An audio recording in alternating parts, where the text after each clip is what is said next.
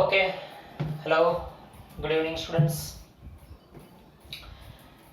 આજે સાંજે ઓનલાઈન ટ્યુશનમાં આજે સાંજે means approximately date Sunday 26 April online ટ્યુશનની અંદર મેં તમને ઉદાહરણ નંબર 7 કરાવ્યો. સમબાજુ ત્રિકોણ હતો. સમબાજુ ત્રિકોણના 3 શિરોબિંદુ ઉપર 3 વિદ્યુતભાર હતા અને ત્રણેય ઉપર લાગતા બળ વિશે તમને પૂછેલું. સમજાવ્યા બાદ મેં તમને હોમવર્ક આપેલું અને એવું કીધેલું કે તમે બધા એનું સોલ્યુશન કરશો અને મને તમારું સોલ્યુશન ફોરવર્ડ કરજો. મહેનત કરી, મેં જોયું, સરસ. થોડી ખોટ લાગી એટલે પછી મને એવું થયું કે મેં ડાયરેક્ટ સોલ્યુશન આપી દઉં, કેમ કે બધાના અલગ અલગ જગ્યા ઉપર ભૂલ થતી હતી.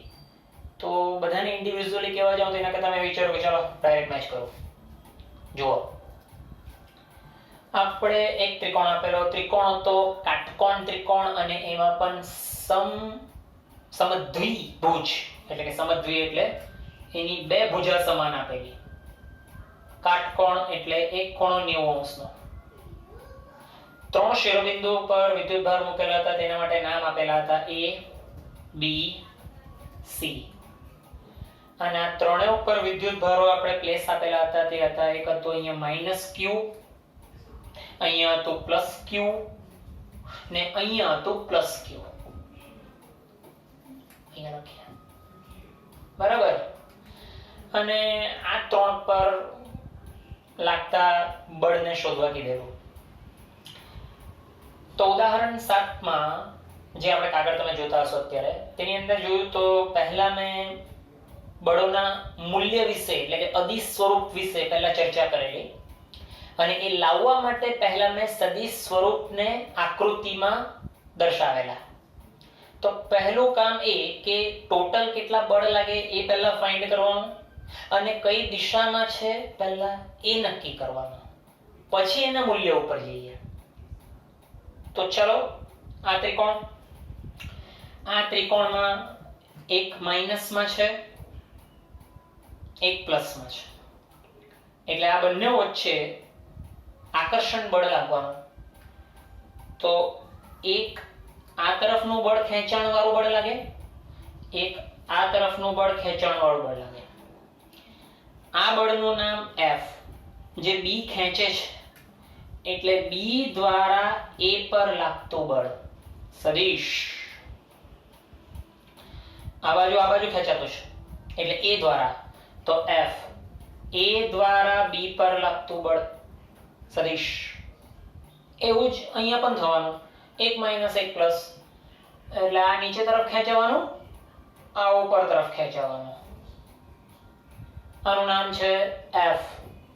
A ખેંચે છે ને એટલે A દ્વારા C પર, તો આનું નામ F. C દ્વારા A પર બળ.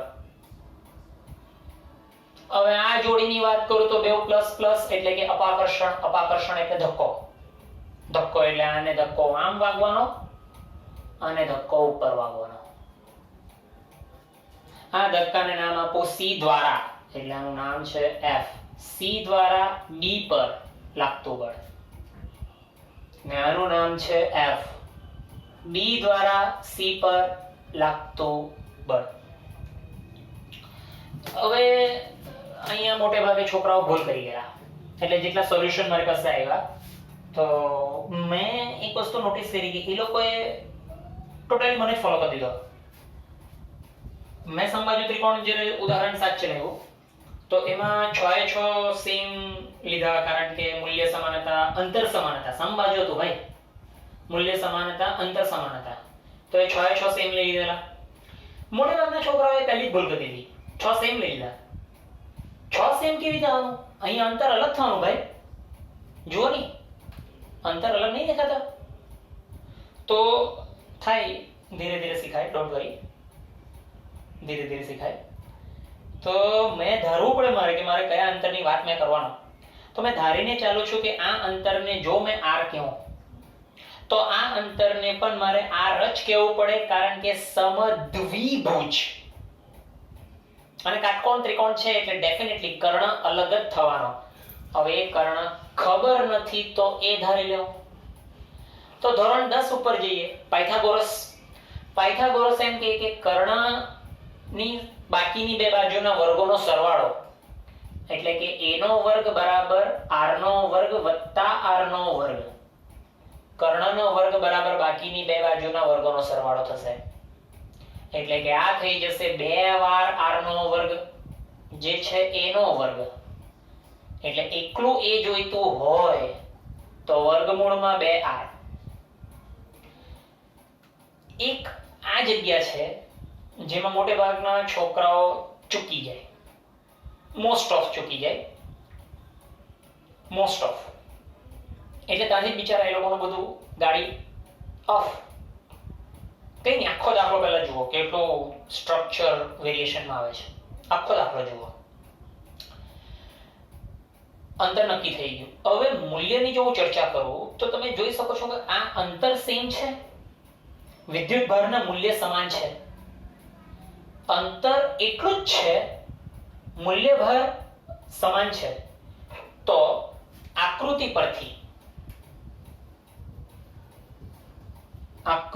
પરથી જોઈ શકશો કે જે FAB છે એ જ FBA થવાનું. કુલમ્બનો નિયમ સદિશ સ્વરૂપ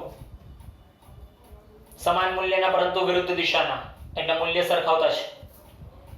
એવું જ સેમ થવાનું આ બે AC અને CA. પણ કેટલું થવાનું તો કે એનું સૂત્ર કે Q1 Q2 તો Q1 Q2 બંને Q છે એટલે Q સ્ક્વેર અપોન અંતરનો વર્ગ R સ્ક્વેર. આમાં બે થવાનું Q1 Q2 R square same 5. મોટે ભાગના છોકરાઓ બધા જ લઈ લીધેલા, ચૂકી ગયા. અહીંયા અંતર બદલાઈ ગયું એટલે બળનું મૂલ્ય બદલાઈ જવાનું. તો એના માટે પાછું એકવાર લખવું પડશે F જે આ છે BC અને એટલું જ સેમ પેલાનું CB પણ અલગ કે Q1 Q2 એટલે Q સ્ક્વેર છેદમાં અંતરનો વર્ગ A સ્ક્વેર એટલે કે Q સ્ક્વેર 2R સ્ક્વેર.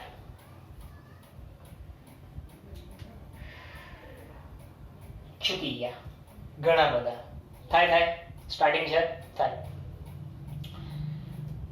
આ તો જસ્ટ હજુ મેં વાત કરી અદિશ સ્વરૂપ એટલે મૂલ્ય. હવે મારે એક શિરોબિંદુ ઉપર લાગતા બળ વિશે ચર્ચા કરવી છે. તો ઉદાહરણ 7 ની અંદર આપણે ઉપર C થી સ્ટાર્ટ કરેલું. રીઝન શું હતું? C એક જ એવો હતો જે ડિફરન્ટ દેખાતો હતો અને નીચે પેલા બે જે ખરા એ સેમ દેખાતા હતા A અને B, એટલે આપણે C ને પહેલા અલગ કરેલું. અત્યારે આપણી આકૃતિમાં આપણે જો જોઈએ તો અત્યારે આ સિસ્ટમ અને આ સિસ્ટમ સેમ છે પણ આ એક જ સિસ્ટમ અલગ છે. એટલે આપણે શિરોબિંદુ A પરથી સ્ટાર્ટ કરતા છે. જગ્યા છે મેં નીચે લખતો છું પછી ઉપર જઈશ કારણ કે કદાચ બોર્ડ ભરાઈ જશે. તો શિરોબિંદુ A માટે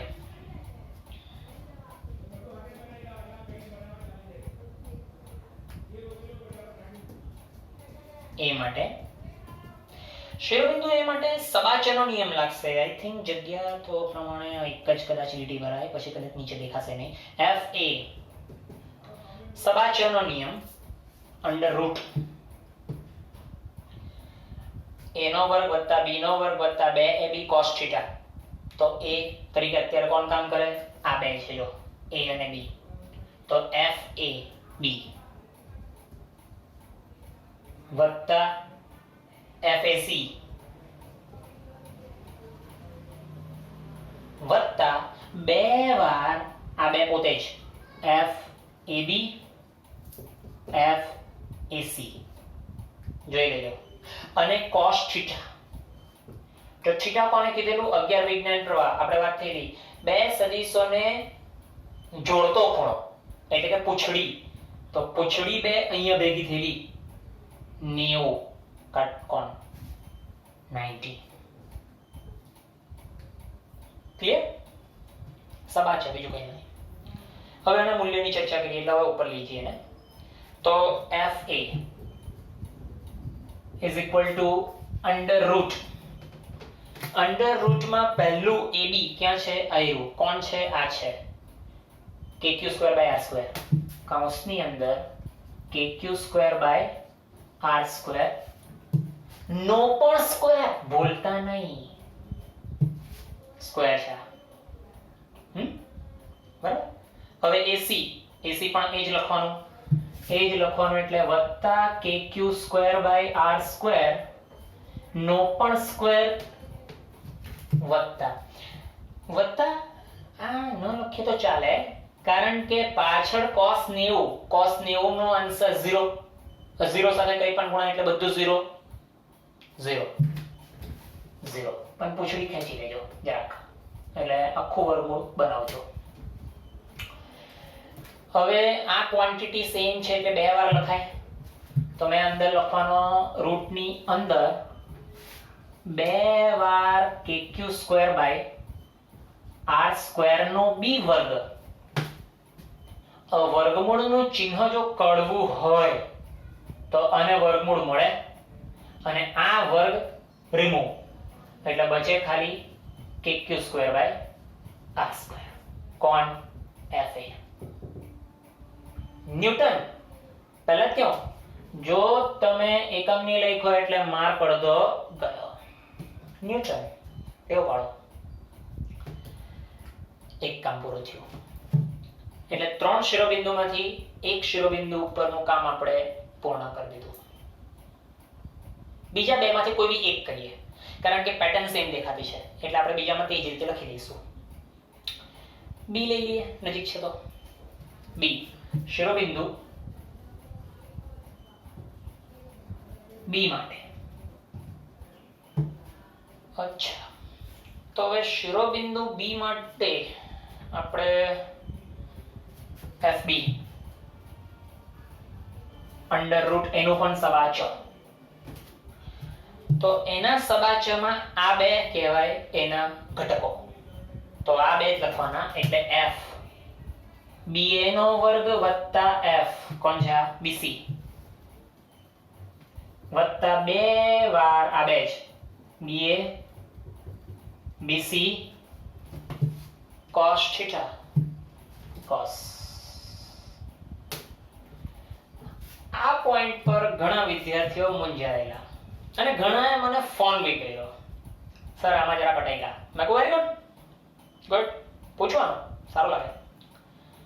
તો ચાલો, જે લોકોએ નહીં પૂછ્યું અને છતાં બી ગૂંચવાયેલા તે લોકો માટે આ ખૂણો પૂંછડી વચ્ચેનો ખૂણો એકચ્યુઅલી શોધવાનો છે.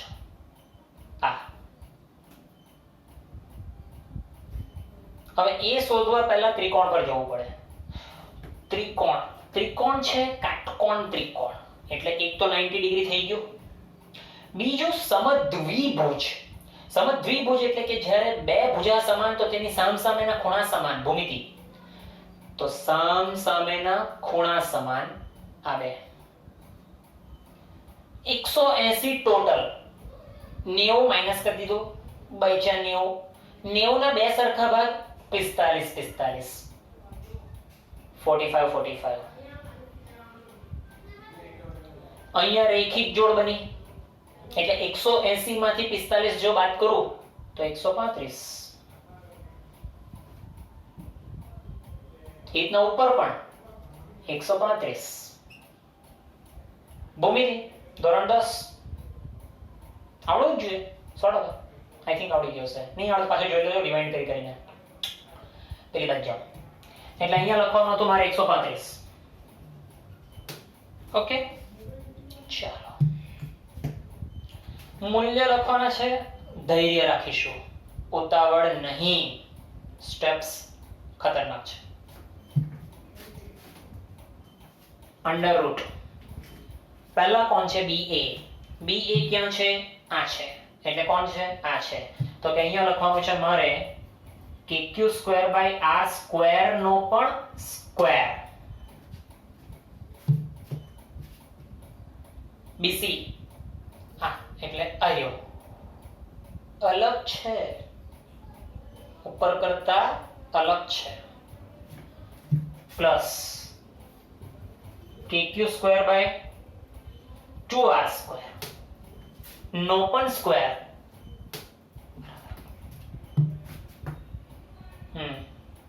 બાજુમાં પાછા રિપીટ કરવાના ગુણ્યા 2 કરને એટલે પ્લસ 2 વાર પહેલો કૌંસ kq સ્ક્વેર r સ્ક્વેર વર્ગ વગરનો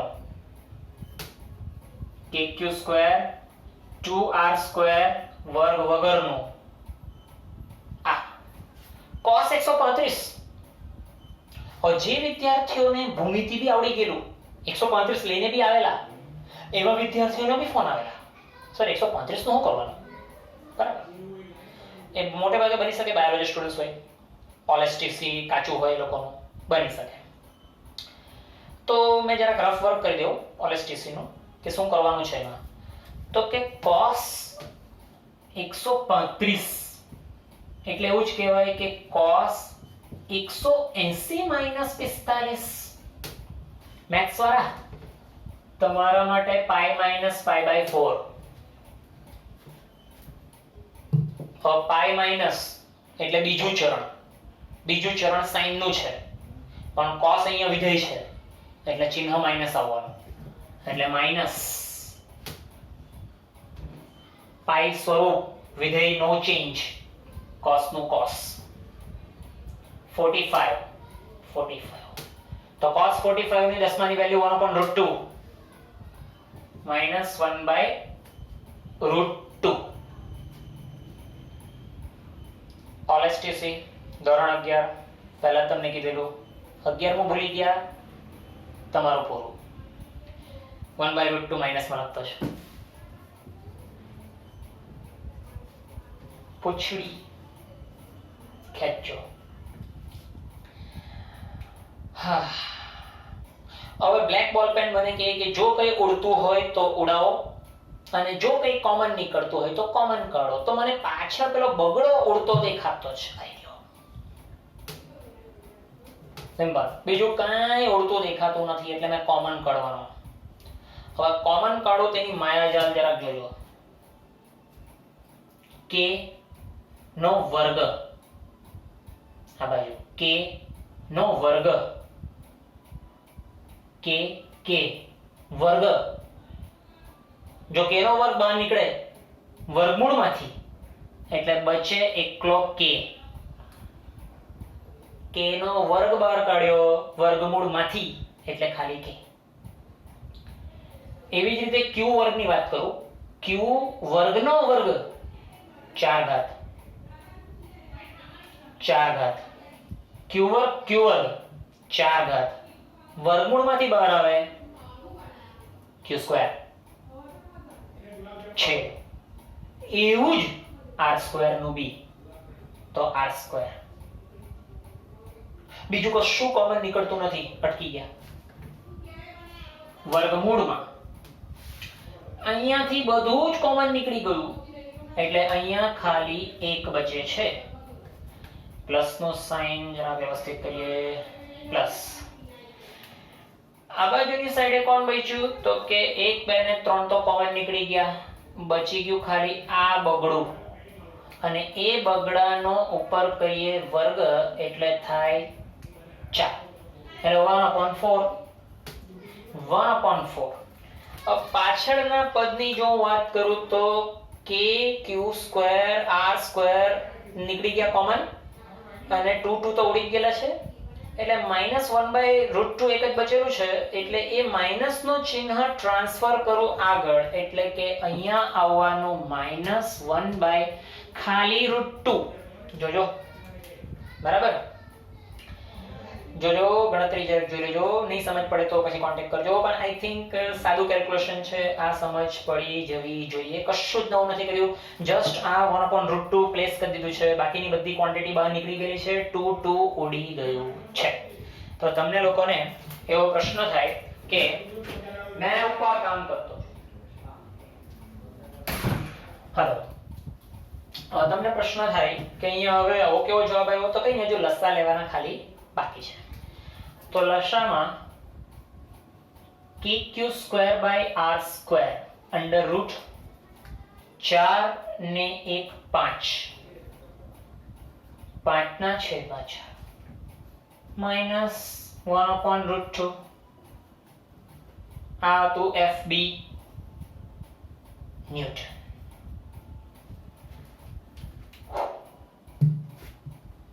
અવિચિત્ર આન્સર આવે કેમ નહીં આવે? હજુ મેં ક્યુ કેવા સાદા તો આપ્યા, ખાલી ક્યુ, ટ્વાઇસ ક્યુ, 3 ક્યુ પાછા બદલાય. પછી હજુ તો અંતર નહીં આપેલા, તો ધૈર્ય આપણે બની શકે કાટકોણ ત્રિકોણની મેં ટ્રિપલેટ્સ આપો, જેને કહેવાય 5 3 4 5 12 13 ના, હજુ તો ત્રિકોણ છે, ખબર નહીં કાટકોણ છે પાછા, ખબર નહીં. સો માઇન્ડ વેલ, એ કઈ બી થઈ શકે. તો આ એક ફર્સ્ટ આપણું હોમવર્ક હતું અને ઘણાએ જાતે કરવાની મસ્ત ટ્રાય કરી. જવાબ આવવો નહીં આવવો એ 2 નંબરની વાત છે, પણ ટ્રાય કરી એ મને બહુ ગમ્યું. Very good, perfect. બસ આ રીતે ધીરે ધીરે કામ કરો, આવી જશે બધું. સો આઈ થિંક વાઇન્ડ અપ કરતો છું. નેક્સ્ટ ટાઈમ જોઈએ. હવે હોમવર્ક આપતો રહીશ આ રીતે. ઓકે.